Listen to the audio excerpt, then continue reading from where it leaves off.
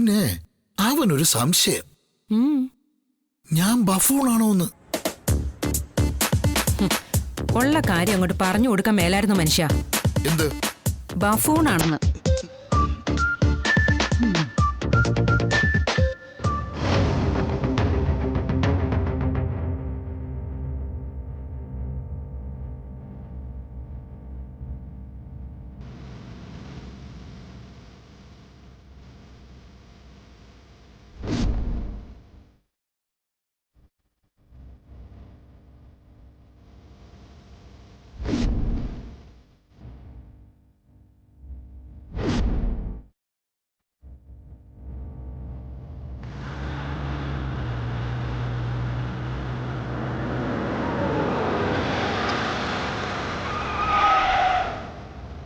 ശാലിനി,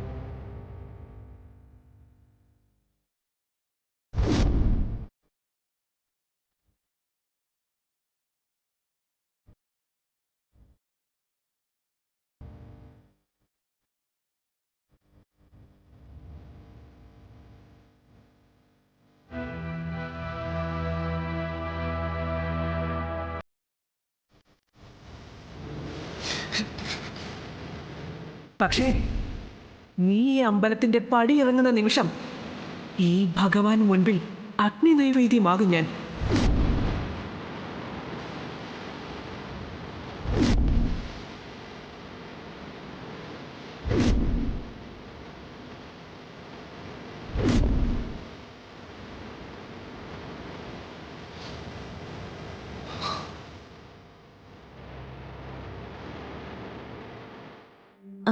കല്യാണം കഴിഞ്ഞ് ഞങ്ങൾക്ക് പോകാനുള്ള വണ്ടി റെഡിയാണോ അമ്മേ? നമുക്ക് നമ്മുടെ കാറിൽ പോകാൻ മോളെ. അല്ലെങ്കിൽ സത്യമ്മയുടെ കാറുണ്ടല്ലോ. കല്യാണം കഴിഞ്ഞേ ചെറുക്കൻകുട്ടിയുടെ വണ്ടിയിൽ അവരുടെ വീട്ടിലേക്ക് പോകണമെന്നാ. നമ്മുടെ വണ്ടിയിൽ പോകുന്നത് സത്യാമ്മയ്ക്ക് ഇഷ്ടപ്പെട്ടില്ലെങ്കിലോ? അതിന് അവരുടെ ഇഷ്ടമൊക്കെ ആര് നോക്കുന്നു? ദേ, ഞാനൊരു കാര്യം പറഞ്ഞേക്കാം. വിഷ്ണുവിന്റെ താലി എന്റെ കഴുത്തിൽ വീണ് കഴിഞ്ഞ വിഷ്ണുവോ സത്യാമ്മയോ എന്റെ കാര്യങ്ങൾ തീരുമാനിക്കുമെന്നൊന്നും നിങ്ങൾ മനക്കോട്ട കെട്ടണ്ട. അവരുടെ കാര്യങ്ങൾ കൂടി തീരുമാനിക്കുന്നത് ഈ മധുശ്രീ ആയിരിക്കും. കല്യാണം കഴിഞ്ഞാൽ എന്റെ കാറിൽ നേരെ കളക്ട്രേറ്റിലേക്ക്. കളക്ടറേറ്റിലേക്കോ? അവിടെ എന്താടി? കല്യാണം എന്ന് പറഞ്ഞൊരു വിഡിത്തം ജീവിതത്തിൽ ഒരിക്കലും ചെയ്യാൻ പാടില്ലെന്ന് നിശ്ചയിച്ചിരുന്നവളാ ഞാൻ. അമ്മയെ പോലെ താലി എന്ന് പറഞ്ഞൊരു വിഴുപ്പ് കഴുത്തിൽ ചുമക്കുന്നുണ്ടെങ്കിലേ അതൊരു പ്രതികാരത്തിന് വേണ്ടി മാത്രമാ.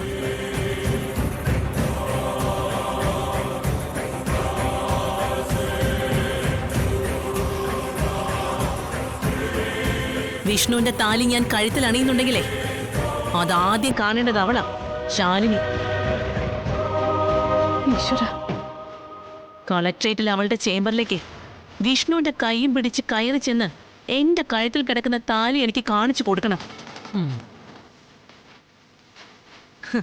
അതോടെ അവൾ ആ കളക്ടർ കസേരയിൽ തന്നെ കത്തി തീർന്നോളും.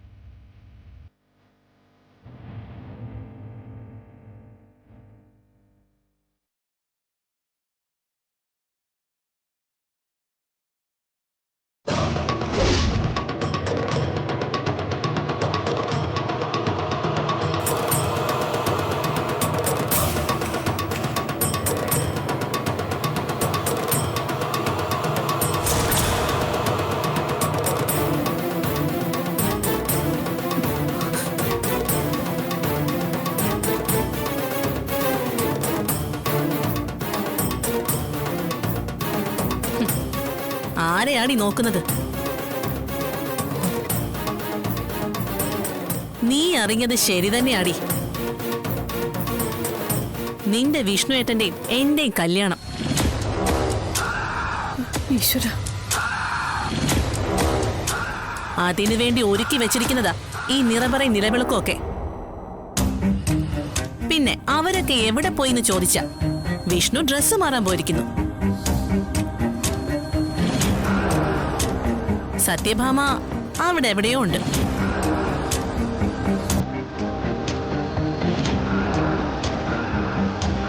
എന്തായാലും മുഹൂർത്തത്തിന് നീ കൂടെ ഉള്ളത് നന്നായി. വിഷ്ണു എന്റെ കഴുത്തിൽ താലി കെട്ടുമ്പോ അതിന് സാക്ഷിയെ നീ വേണമെന്നത് എന്റെ വലിയ ആഗ്രഹമായിരുന്നു. പക്ഷെ വേറെ ആരും അറിയാൻ പാടില്ലെന്നത് നിന്റെ പഴയ അമ്മായിയമ്മയുടെ ഉത്തരവ്. പാലിക്കാതിരിക്കാൻ പറ്റുമോ? താലി കഴുത്തിൽ വീഴുന്നത് വരെ. അല്ല, എവിടെ കളക്ടർ മാഡത്തിന്റെ ആളകമ്പടിയും പോലീസും ഒക്കെ? 6 വർഷം മുൻപ് മസൂറിയിലെ സിവിൽ സർവീസ് ട്രെയിനിങ് സെന്ററിൽ നിന്ന് ഞാൻ ഇറങ്ങിപ്പോരുമ്പോ നിന്റെ കണ്ണിൽ ഇപ്പോ കാണുന്ന ഈ നീർത്തിളക്കം ഉണ്ടായിരുന്നില്ല എന്റെ മുഖത്ത്. കണ്ണും മനസ്സും ഹൃദയമൊക്കെ നിന്നോടുള്ള പക മാത്രമേ ഉണ്ടായിരുന്നുള്ളൂ. അന്ന് ഞാൻ പറഞ്ഞതാ നിന്നോട്, നമ്മൾ വീണ്ടും കാണുമെന്ന്. പക്ഷേ നീ അതത്ര കാര്യമായി എടുത്തില്ല. നായിക വിജയിക്കുന്നതും വില്ലത്തി തോൽക്കുന്നതുമാണ് നല്ല കഥകളെന്നാണല്ലോ വെപ്പ്. പക്ഷെ ജീവിതത്തിൽ അങ്ങനല്ലടി. പിന്നെ ഇവിടെ വെച്ച് വീണ്ടും കാണുമ്പോ നിന്റെ അഹങ്കാരം കുറച്ച് കൂടി. നീ വലിയ ജില്ലാ കളക്ടർ. നീ തന്നെ പറഞ്ഞതുപോലെ ഞാനൊരു വട്ടപൂജ്യം, ഡ്രങ്കാർഡ്, ഡ്രഗ് അഡിക്റ്റ്. മൊത്തത്തിൽ പറഞ്ഞ ബ്രേക്ക് പോയൊരു വണ്ടി പോലെ അല്ലേ? സത്യം പറഞ്ഞ ആ കൂടിക്കാഴ്ചയാണടി എന്റെ ജീവിതത്തിലൊരു ലക്ഷ്യബോധം ഉണ്ടാക്കിയത്.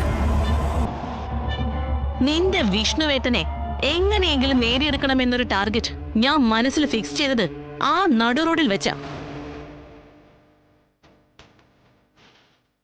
കഴിഞ്ഞ 6 വർഷത്തിനിടെ വല്ലാതങ്ങ് വളർന്ന എവറസ്റ്റ് കൊടുമുടിയുടെ മേളിലെത്തി നീ. എവറസ്റ്റിന്റെ മേളിലെത്തിക്കഴിഞ്ഞാ പിന്നെ എങ്ങോട്ടാടി നീ പോകുന്നത്? താഴോട്ടിറങ്ങണം.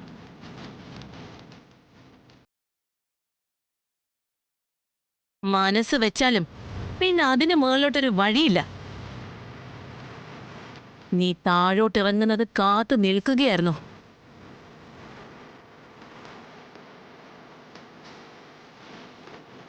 ഇപ്പൊ നീ താഴെ ഇറങ്ങി ഓടി വന്ന് നിൽക്കുന്നതേ എന്റെ കാൽച്ചുവട്ടില.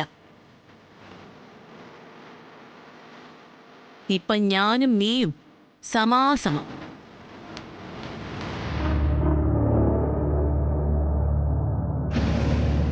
ആളകമ്പടിയും പരിവാരങ്ങളും ഒന്നുമില്ലാതെ വേറെ ഒരു പെണ്ണായിട്ട് നിൽക്കുക നീ. നിന്നെ ഇവിടുന്ന് കുറച്ചുകൂടി താഴേക്കിറക്കണം എനിക്ക്. എന്റെ ഈ കാൽച്ചുവട്ടിലിട്ട് ഞെരിക്കണം.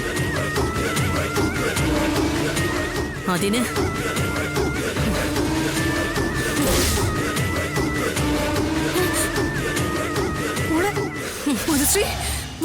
ഇതിങ്ങ് തന്നേക്കടി. തന്നേക്കടി. നിനക്കിനി ഇതിന്റെ ആവശ്യമില്ല. ഒരു പുരുഷന്റെ താലി 2 പെണ്ണുങ്ങൾക്ക് വേണ്ടടി. ഇനി നീ ഞാനുമായിട്ടുള്ള വ്യത്യാസം അതാ. നിന്റെ ഏറ്റവും വലിയ സമ്പത്ത് നിന്റെ വിഷ്ണുവേട്ടനെ ഞാനിങ് എടുക്കുക.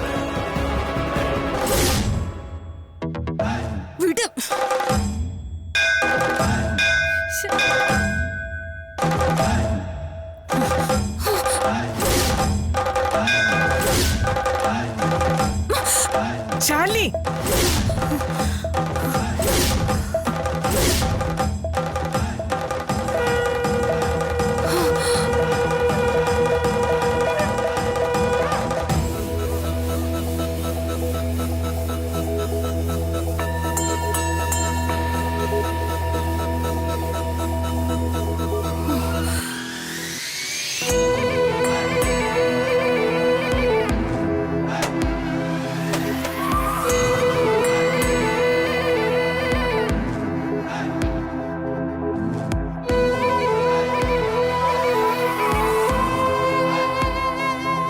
എന്താ ഇവിടെ?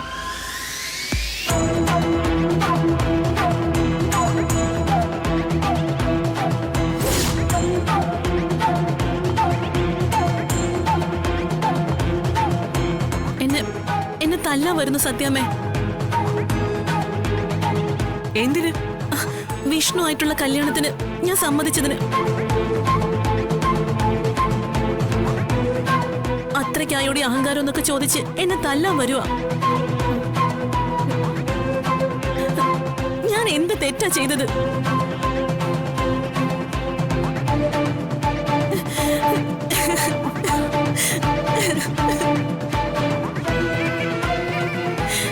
കളക്ടറുടെ പദവി വെച്ച് എന്റെ ജീവിതം തന്നെ നശിപ്പിച്ച് കളയുന്ന ഇവള് പറയുന്നത്.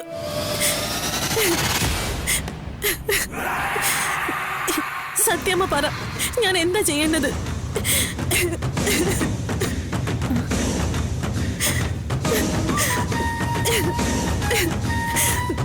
സത്യമ്മ തന്നെ പറഞ്ഞാലും ഇനി എനിക്ക് കല്യാണത്തിൽ നിന്ന് പിന്മാറാൻ പറ്റില്ല.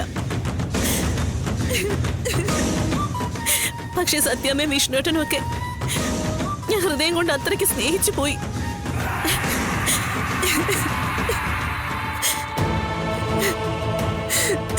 മോള് വിഷമിക്കണ്ട. കളക്ടറല്ല, പ്രസിഡന്റ് തന്നെ തടയാൻ ശ്രമിച്ചാലും ഈ വിവാഹം നടന്നിരിക്കും. ഈ സത്യഭാമയെ പറയുന്നത്.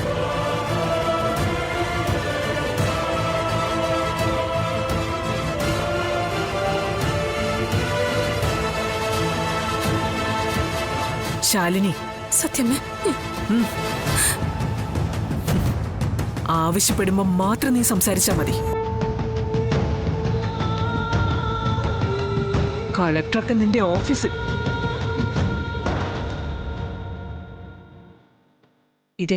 ഇതെന്റെ മകന്റെ വിവാഹവേദിയാ. ഇവിടെ കാര്യങ്ങൾ ഞാൻ തീരുമാനിക്കും.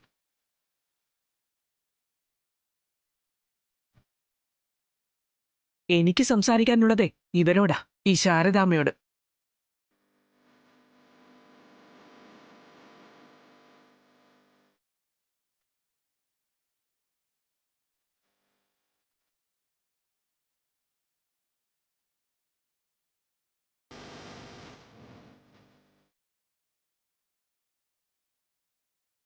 ശാരദാമ്മേ, നിങ്ങളോ നിങ്ങളുടെ കുടുംബവുമായോ ഒരു ബന്ധവും വേണമെന്ന് ആഗ്രഹിച്ച ആളല്ല ഞാൻ. ഞാൻ നിശ്ചയിച്ച പെണ്ണ് കല്യാണ മണ്ഡപത്തിൽ കാത്തിരിക്കുമ്പോ അവിടേക്ക് എന്റെ മകൻ വന്നത് ദേ ഇവളെയും താലി കെട്ടിക്കൊണ്ട. ഞാൻ സാക്ഷിയാകാത്ത ആ കല്യാണം ആശീർവദിക്കാനും പുഷ്പാർച്ചന നടത്താനും നിങ്ങളുണ്ടായിരുന്നു. അന്നു മുതൽ എന്റെ മകന്റെ ജീവിതത്തിലേക്ക് ഒരു ക്യാൻസറായി പടർന്നു കയറി തുടങ്ങിയതാ നിങ്ങളുടെ ഈ മകൾ.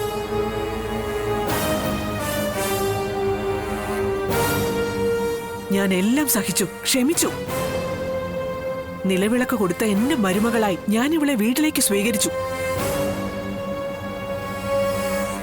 എന്നിട്ടും നിങ്ങളുടെ മകള് ചെയ്തതെന്താ?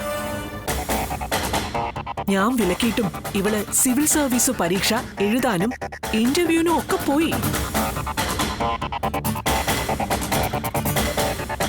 ഒരു നേർബുദ്ധിയായ എന്റെ മകന്റെ സഹായത്തോടെ. പോട്ടെ, എന്റേത് ഒരു പഴയ മനസ്സാണെന്ന് വിചാരിക്കാം. മരുമകള് വീട്ടുകാര്യങ്ങളും ഭർത്താവിന്റെയും അച്ഛനമ്മമാരുടെയും പരിചരണവും ഒക്കെ ആയിട്ട് വീട്ടിൽ ഒതുങ്ങിക്കൂടണമെന്ന് മോഹിക്കുന്ന ഒരു പഴയ മനസ്സ്. പക്ഷെ എന്റെ മകൻ, ഇവളുടെ ഭർത്താവ് കൂട്ടിനുണ്ടായിരുന്നല്ലോ ഇവളുടെ സിവിൽ സർവീസ് സ്വപ്നങ്ങൾക്കൊപ്പം. ഒടുവിൽ സിവിൽ സർവീസ് കിട്ടിക്കഴിഞ്ഞപ്പോ ഇവൾ എന്താ ചെയ്തത്?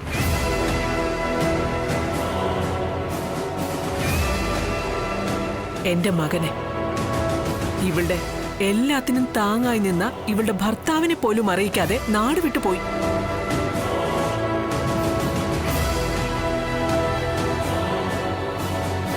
അതിനുശേഷം യാതൊരു ബന്ധവുമില്ല.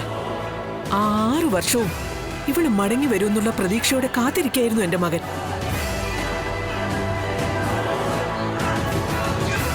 സത്യഭാമയുടെ മകന് വേറെ പെണ്ണ് കിട്ടാഞ്ഞിട്ടല്ല, താലി കെട്ടിയ ഭാര്യയോട് അവൻ കാണിച്ച ഒരു നീതിയാ.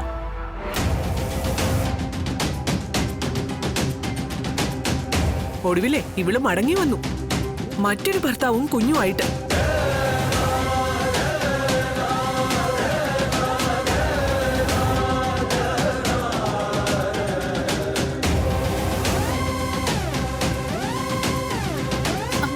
ഞങ്ങളുടെ മുന്നിലേക്ക് വെളിപ്പെടാൻ ഇവൾക്ക് ധൈര്യം ഉണ്ടായിരുന്നില്ല. അങ്ങനെ നിങ്ങളുടെ മകൾ വേറൊരു വിവാഹം കഴിച്ചത് ഞാൻ കുറ്റപ്പെടുത്തില്ല. അങ്ങനെയല്ല. അവളുടെ ജീവിതം, അവളുടെ താല്പര്യം.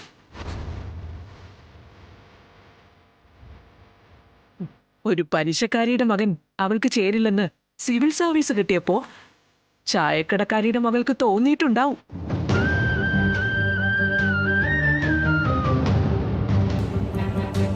പക്ഷേ എന്റെ മകന് ഒരു ജീവിതം വേണ്ടേ?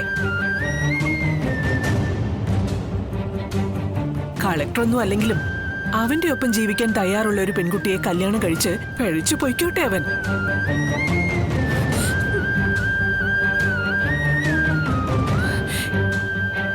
ദയവ് ചെയ്ത് ഉപദ്രവിക്കരുത്, ഒരപേക്ഷയാ.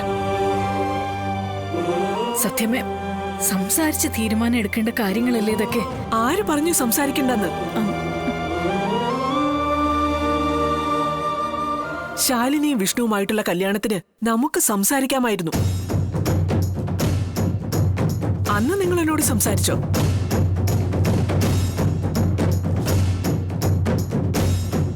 ഇവൾ സിവിൽ സർവീസ് ട്രെയിനിങ്ങിന് പോകുന്നതിന് മുൻപോ അതിന് ശേഷമോ നിങ്ങൾക്ക് എന്നോട് സംസാരിക്കാമായിരുന്നു. അതിനു പകരം മകൾക്കൊപ്പം ഒളിച്ചു പോവുകയും കുടുംബം മൊത്തം ഒളിവിലാണെന്ന് തെളിവുണ്ടാക്കുകയല്ലേ നിങ്ങൾ ചെയ്തത്? അത്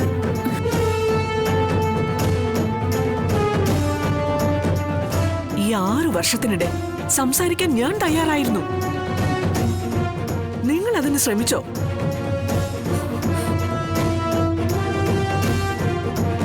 ഒടുവിൽ നിങ്ങൾ ഈ നാട്ടിലേക്ക് മടങ്ങിയെത്തിയിട്ട് എന്താ ശാരദാമ്മ ചെയ്തത്? നിങ്ങൾ എന്റെ മുന്നിലേക്ക് വന്നോ? സംസാരിച്ചോ? മകൾക്കൊപ്പം ഒളിവ് ജീവിതം ആസ്വദിക്കായിരുന്നില്ലേ നിങ്ങള്? മറ്റുള്ളവരെ വിഡ്ഢിയാക്കുമ്പോഴുള്ള ഒരു ലഹരി. സത്യമേ, ഞാൻ ഓ, നിങ്ങൾ സംസാരിക്കാൻ വന്നില്ല എന്ന് പറയാൻ പറ്റില്ല. ഗോപാലകൃഷ്ണനെയും കുട്ടി ഒരിക്കൽ നിങ്ങൾ എന്നോട് സംസാരിക്കാൻ വന്നതാണല്ലോ.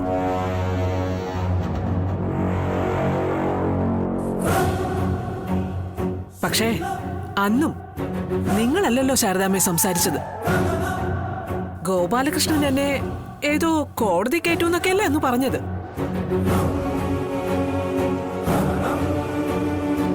ആ പറഞ്ഞ ഗോപാലകൃഷ്ണന്റെ പൊടി പോലും പിന്നെ കണ്ടില്ലല്ലോ. കൊടുക്കായിരുന്നല്ലേ കേസ്? സത്യമേ, ഞങ്ങൾ അങ്ങനെ എന്തുകൊണ്ട് നിങ്ങൾ അന്ന് പറഞ്ഞില്ല ഈ മകൾക്ക് വേറൊരു ഭർത്താവും ആ ബന്ധത്തിൽ ഒരു കുഞ്ഞുള്ള കാര്യം? അങ്ങനെ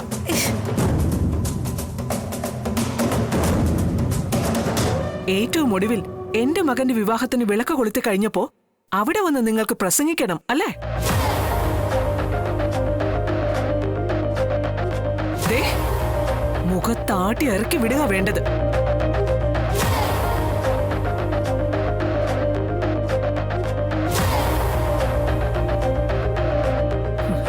ദേ, അമ്പലമായി പോയി. സത്യമേ, ഒരു തർക്കത്തിന് ഞാനില്ല. സത്യമ പറഞ്ഞത് മുഴുവൻ ശരിയല്ലെങ്കിലും കുറെയൊക്കെ ശരിയാ. പക്ഷെ എന്തെങ്കിലും തെറ്റിദ്ധാരണയുടെ പേരിൽ എന്റെ മകളുടെ ജീവിതം തകർക്കരുത്.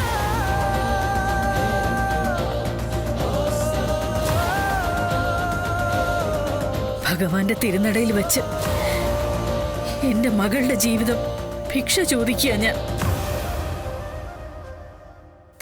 തഴഞ്ഞു കളയരുത്.